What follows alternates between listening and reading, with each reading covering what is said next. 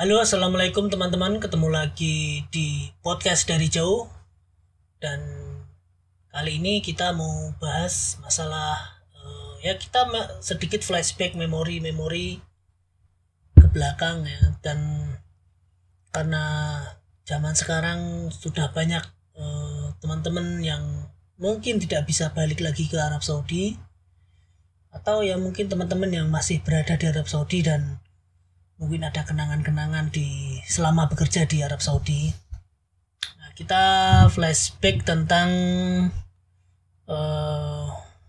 latar belakang ya. Jadi latar belakang sebelum para teman-teman ini yang dulunya itu pekerjaannya apa. Jadi sebelum ke Arab Saudi, dulunya itu bekerja sebagai apa atau pengalamannya apa seperti itu. Karena banyak cerita-cerita yang ya lumayan menarik ya teman-teman. Dan ini rangkuman pengalaman saya ya selama saya bekerja di Arab Saudi. Jadi saya bertemu banyak teman dan banyak latar belakang dan banyak cerita-cerita tentang mereka. Kemudian ketika kalau kita yang TK informal TK informal itu kita biasanya ketemu ya. Kalau sedang mengantar bos atau majikan kita ketemu, kemudian kita cerita yang mungkin tentang masa lalu, pekerjaan di masa yang lalu itu, dan banyak cerita-cerita menarik. Oke, yang pertama itu ketemu dengan di sini saya tidak akan menyebutkan nama ya. Jadi mungkin tidak menyebutkan nama agar ya mungkin ceritanya biar lebih kita ceritanya lebih rileks ya. Jadi saya tidak menyebutkan nama. Ceritanya itu dengan dengan umur teman saya ini umurnya sudah lumayan lebih tua dari saya, dan ceritanya dia itu ke Arab Saudi suami istri. Jadi suami istri, dan alasannya dulu ke Arab Saudi itu dia itu nyalon lurah tetapi gagal itu, dan karena gagal dia meninggalkan hutang itu ya, karena kan biaya pencalonan lurah juga lumayan tinggi seperti itu. Kemudian cara tercepat itu ya dengan umur yang mungkin sudah 40-an lebih ya, 45 dulu seperti itu. Untuk ke negara lain juga susah, makanya dia dulu itu ke Arab Saudi ketika belum di blacklist itu adalah ya cara termudah untuk kita bisa mendapatkan pekerjaan. Jadi khususnya informal ya. Jadi saya di sini bercerita tentang teman-teman yang kerjanya informal, karena saya sendiri juga informal gitu. Ya karena mungkin dia kepepet, utangnya banyak karena nyalon lurah gagal. Akhirnya dia pergi ke Arab Saudi suami istri untuk melunasi hutangnya gitu. Nah, utangnya ya di angka kiraan ratusan juta lah zaman dulu lah ya. Zaman 2000 berapa ya, 2011 seperti itulah, 2010 atau ya sekitar itulah. 2011 itu masih ada pengirimannya. 2010 kan mulai 2011 akhir sampai 2012 itu mulai ada pengetatan sampai penutupan sampai sekarang itu. Nah, di tahun-tahun itu kan masih ada bisa ke Arab Saudi dengan mudah itu. Nah, ya itu tadi karena karena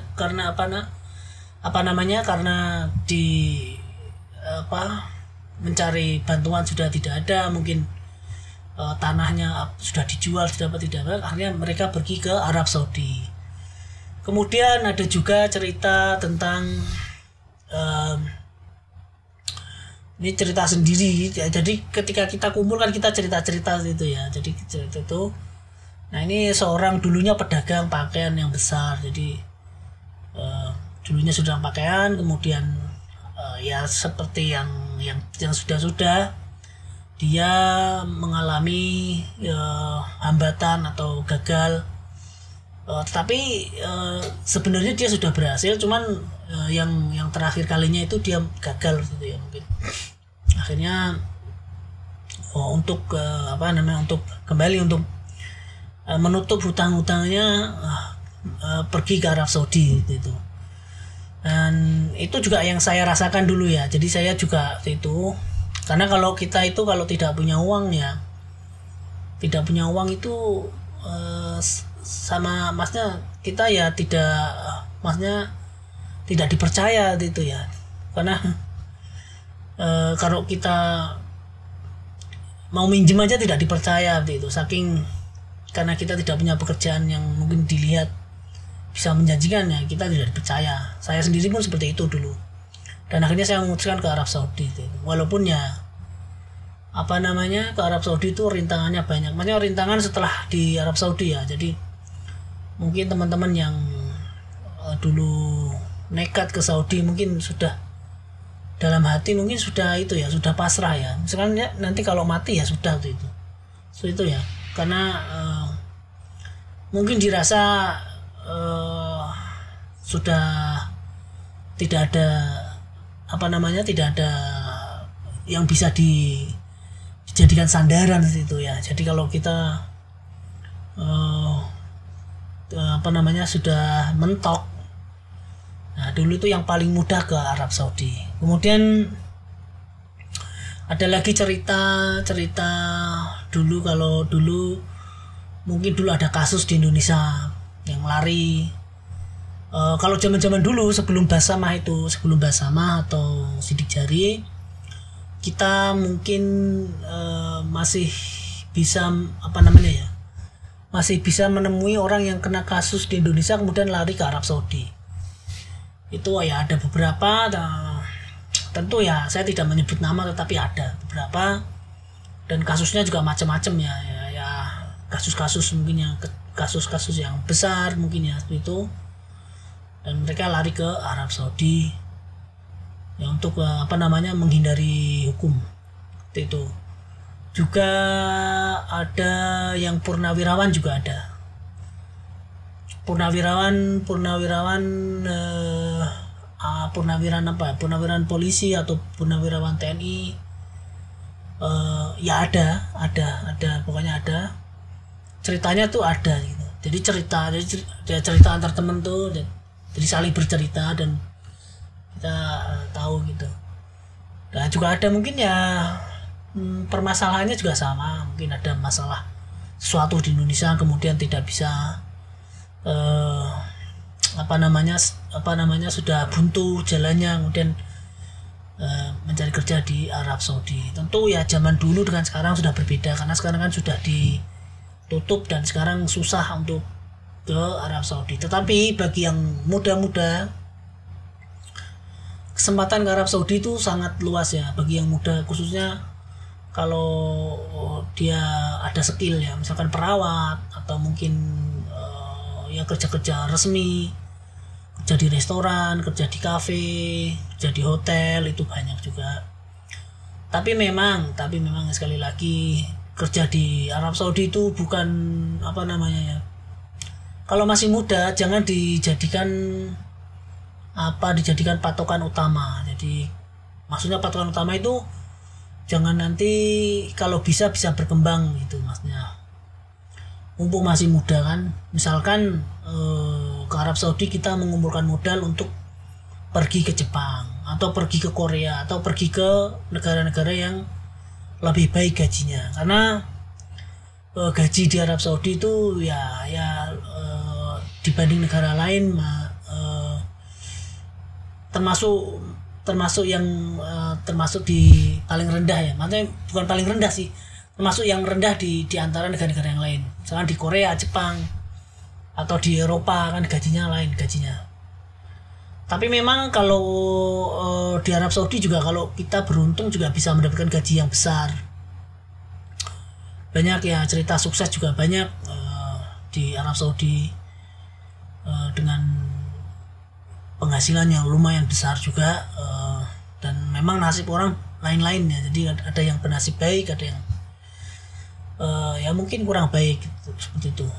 Nah, kadang kalau kita punya skill keterampilan itu sangat dibutuhkan di sini. Misalkan keterampilannya itu kita mendapatkan lumayan income, pendapatan yang lumayan. Walaupun kita misalkan ada dulu itu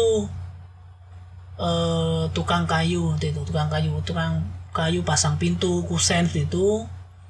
Nah, karena dilihat ketika dia bekerja itu dilihat dia punya skill, nah akhirnya diangkat menjadi menjadi ya yang kepercayaan lah itu.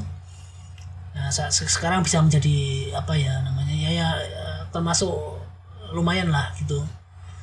Mungkin penghasilannya melebihi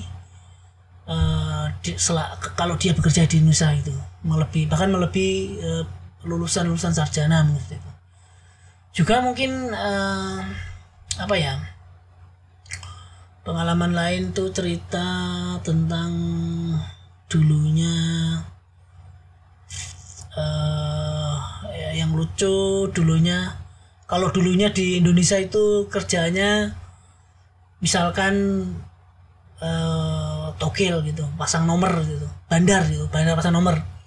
Nah, di sini juga nggak hilang. Di sini juga jadi bandar juga kadang-kadang ceritanya gitu.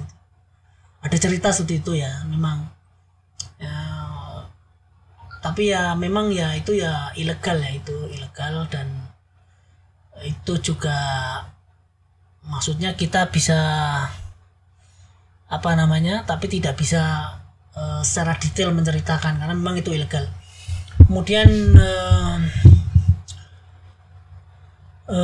ada lagi yang dulunya pernah kerja di perusahaan, misalnya perusahaan di Indonesia itu akhirnya dia ke Arab Saudi. Dan kalau zaman dulu misalkan kita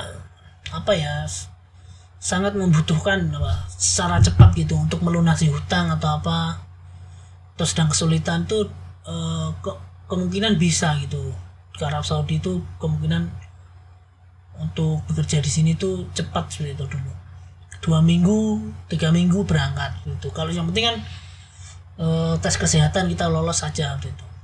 Kalau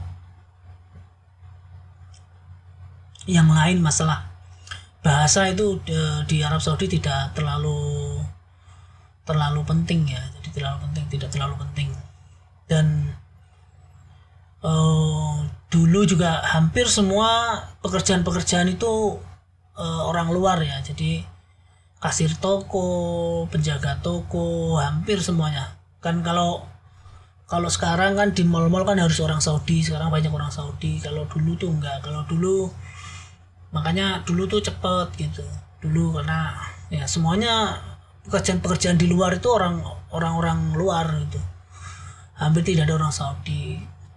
Nah, setelah 2018 itu mulai Saudisasi. Jadi pekerjaan yang dulu banyak orang luar sekarang diambil oleh orang Saudi. Jadi misalkan yang di mall-mall itu kasir-kasir, jaga-jaga toko, jaga mall, terus di kafe-kafe itu sekarang banyak orang Saudi. Tapi tetap kalau yang butuh skill ya tetap orang luar, lebih banyak orang luar ya misalkan ya. Nah, kalau kedepannya saya kalau yang informal kemungkinan masih dibutuhkan, terutama pembantu rumah tangga itu kemungkinan masih, cuman mungkin formatnya lain. Jadi formatnya lain, tidak kafilan itu, adanya sistem syarikah mungkin itu. Tapi untuk yang lainnya itu mungkin kalau nggak terkena Saudisasi, jadi diganti orang Saudi, ya kemungkinan masih dibutuhkan. Misalkan pengemudi bis, pengemudi truk itu. Dan banyak kok orang-orang Indonesia yang jadi pengemudi bis di Arab Saudi, di perusahaan-perusahaan besar juga ada banyak. Untuk PT-nya apa ya, pokoknya ada lah PT-nya di Indonesia. Saya kurang tahu. Kemudian tapi memang ada batas umur ya, jadi kalau di perusahaan, kerja di perusahaan itu ada batas umur. Kemudian ya apa, di kala pandemi mungkin kalau di negara kita mungkin pekerjaan susah, itu mungkin ke Arab Saudi mungkin masih ada mungkin ya, setelah selesai pandemi mungkin masih ada yang buka, khususnya yang formal ya, yang di syarikah. Jadi ya kita cari informasi lah ya, cari informasi di Depnaker atau di PJTKI. Pada teman-teman yang mungkin mendengarkan podcast saya ini, silahkan cari informasi aja di sana, kemungkinan masih ada. Kalau misalkan teman-teman sedang mengalami kesulitan di Indonesia ya, sedang kehilangan pekerjaan atau apa itu, jadi kita bisa cari informasi. Tapi kalau yang untuk informal khususnya memang sudah susah. Kalaupun ada ya pada nyolong itu artinya mereka pakai visa kunjung, kemudian di sini diurus lagi ya, seperti itulah, nggak seperti dulu kan masih ditutup yang informal. Nah mungkin itu podcast kita hari ini teman-teman ya. Terima kasih, kita akan jumpa di lain waktu dengan bahasan yang lain. Ya saya akan mungkin sering-sering buat podcast seperti ini, ngobrol-ngobrol aja seperti ini. Terima kasih kalau bagi yang mau berkenan mendengarkan, dan semoga bermanfaat informasinya. Wassalamualaikum, ciao.